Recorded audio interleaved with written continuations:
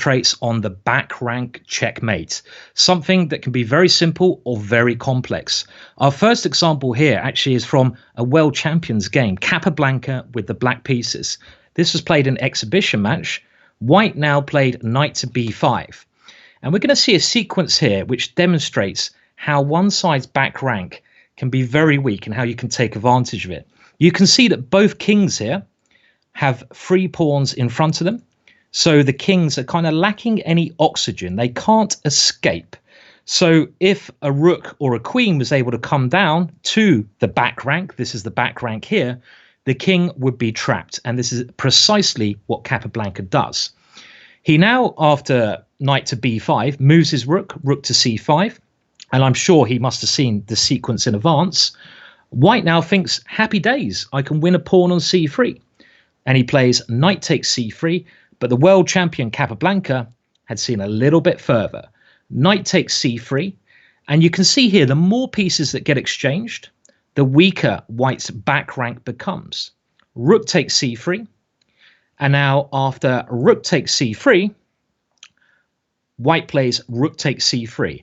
And the danger bells should be ringing because there is no protection for White on the back rank. But the next move is certainly a very special move here, because it may look like black comes all the way down with queen to b1 check here. But this is actually easily defended. White can go queen to f1. And now if the queens get exchanged, White is a pawn up in the ending. And if black plays the horrendously bad move, rook to d1, black has now left his back rank open. So the rook comes to c8 with checkmate. So what is the move that black needs to play here? Well, again, this series of videos is all about recognizing patterns. If you recognize your opponent's king is trapped in, it's lacking oxygen, you should be looking at ways to divert your opponent's pieces away from the defense of the back rank to try to get your own pieces into the back rank. And you should be calculating at a much more in-depth level than you would do if these danger signs were not ringing in your ears. In this position, black can play the amazing move queen to b2. This diverts the queen away from f1, and White is completely lost here. For example, if White goes queen takes b2, rook to d1 is already checkmate. There's no longer a defensive move like queen to f1. What else can White play here? Well, not too much. If, for example, White plays queen to e1, trying to defend the back rank, black can now again try to divert that queen away from defense by playing queen takes c3 and then rook to d1 checkmate coming up next move. So this is a very simple, I say simple, it's actually a little bit complex, but this is taken from a real game, a world championship game. And we're now going to look at another example, which is quite a lot more complex. And, you know, those of you of a high level here might even struggle with this next example. So let's move there now.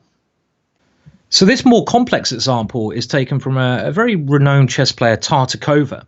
And we dive into a seemingly harmless position where White now has to take the piece back on g5, otherwise it's going to be a piece down. Rook takes g5. But again, what are the important factors, the important patterns that should be raising alarm signals in your mind?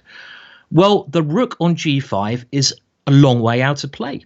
It should be protecting that back rank. It's not really doing anything on g5. It's really misplaced there. So black also has the open f file for his rook, and the queen may be able to find a way in. Can you think of what black should be trying to do here? It's very pretty what black now plays. Really, the one thing you've got to remember is the f1 square is key. If you can try to force the king to h1 and get the queen away from the back rank, the rook can come in there. And you can do this through a series of force moves. And force moves are always the things you should be looking for in chess, mainly. Always start with the force moves. Now, in this position, Tartakova played queen b6 check. He could have gone queen c5 straight away, but this is more picturesque. There's only one move White can play, king to h1. Now, again, look for force moves here. Is there any way black can create a threat? Now, there are a couple of moves that are maybe a little bit superficial. I mean, maybe a move such as queen to b4 gets your attention because you'll try and divert the queen away. So if queen takes b4, you have rook to f1 checkmate. But when you're looking at patterns, when you're calculating, you always must consider your opponent's best defense.